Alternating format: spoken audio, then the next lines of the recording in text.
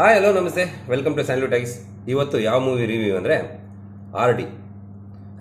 ಇದು ಯಾವ ಫಿಲಮ್ ಅಪ್ಪ ಆರ್ ಡಿ ಅಂತ ಹೇಳ್ತಾ ಇದೆ ಅಂದರೆ, ನಿಮಗೆ ಎಲ್ಲರಿಗೂ ಗೊತ್ತಾಗಿರುತ್ತೆ ಯಾವ ಸಿನಿಮಾ ಇವಾಗ ರಿಲೀಸ್ ಆಗಿದೆ ಅಂತ.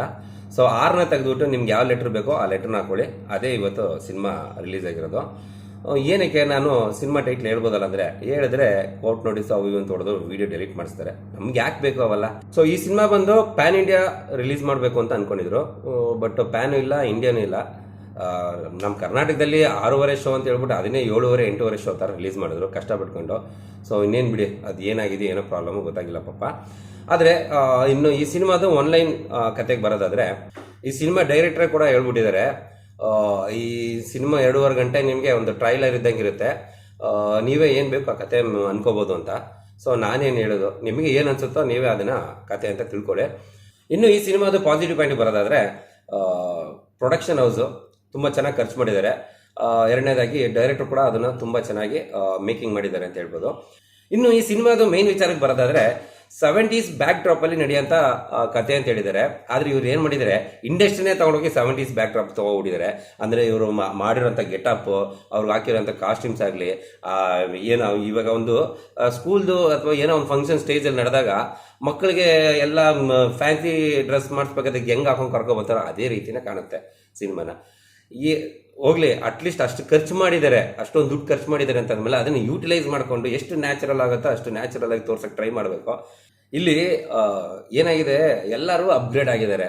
ಅಟ್ಲೀಸ್ಟ್ ಹೆಂಗೆ ಈ ಅಪ್ಗ್ರೇಡ್ ತಕ್ಕಂತೆ ನಾವು ಮಾಡಬೇಕಾಗಿರೋದು, ಒಂದು ಕಾಸ್ಟ್ಯೂಮ್ಸ್ ಆಗಲಿ, ಒಂದು ಕತೆ ಆಗಲಿ, ಸ್ಟೋರಿ ಆಗಲಿ, ಎಲ್ಲನೂ ಕೂಡ ಎಲ್ಲರಿಗೂ ಒಂದೊಂದು ಎಕ್ಸ್ಪೆಕ್ಟೇಷನ್ ಇರುತ್ತೆ.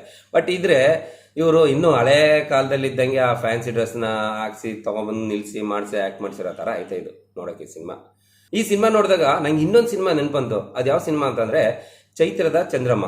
ಆ ಸಿನಿಮಾದು ಆಲ್ಮೋಸ್ಟ್ ಆ ಸೀನ್ ಒಂದು ತುಂಬ ಚೆನ್ನಾಗಿ ಟ್ರೋಲ್ ಆಯಿತು. ಆ ಸೀನ್ ಬಗ್ಗೆ ಮಾತಾಡ್ತಿಲ್ಲ. ಅದು ಯಾವುದಪ್ಪ ಅಂದರೆ, ಕ್ರಿಕೆಟ್ ಗ್ರೌಂಡಲ್ಲಿ ಹೊಡೆದ್ಬಿಟ್ಟು ಎಲ್ಲೋ ಹೀರೋಯಿನ್ ಮೂಲೆಯಲ್ಲಿ ಕೂತಿರೋದನ್ನ ಎಕ್ಸ್ಪ್ರೆಷನ್ ಕೊಟ್ಬಿಟ್ಟು ಅವೆಲ್ಲ ತೋರಿಸಲ್ಲ, ಅದಲ್ಲ. ಇದ್ರಲ್ಲಿ ಏನಂದರೆ, ಹೀರೋಯಿನ್ ಮೀಟ್ ಮಾಡಿದಾಗೆಲ್ಲ ಕಿರ್ಚಾಡ್ತಾರೆ ಗೊತ್ತಾ, ಜಗಳ ಆಡ್ಕೊಂಡು ಕಿರ್ಚಾಡ್ತಾರೆ ಗೊತ್ತಾ, ಅದನ್ನು ವಾಪಸ್ ಇಲ್ಲಿ ತಗೊಬಂದ್ರು. ಮಾತೆತ್ತರೆ ಕಿರ್ಚಾಟ. ಈ ಸಿನಿಮಾದಲ್ಲಿರೋ ಕಿರ್ಚಾಟ ನೋಡಿ ನೋಡಿ ನೋಡಿ ನನಗೆ ಯಾವಾಗಪ್ಪ ಈ ಸಿನಿಮಾದಲ್ಲಿ ಒಂದು ಸೈಲೆನ್ಸ್ ಅನ್ನೋ ಒಂದು ಸೀನ್ ಬರುತ್ತೆ ಅಂತ ಕಾಯ್ತಾ ಇದ್ದೆ. ಆವಾಗಲೇ ಬಂತು ನೋಡಿ ಇಂಟರ್ವಲ್. ಆವಾಗ ಸ್ವಲ್ಪ ಸೈಲೆಂಟ್ ಆಗಿದ್ರು ಎಲ್ಲರೂ, ಎದ್ದೋದ್ರು, ಅವ್ರವ್ರ ಕೆಲಸಗಳನ್ನ ಮುಗಿಸ್ಬಿಟ್ಟು ಬಂದು ಕೂತ್ಕೊಂಡ್ರು.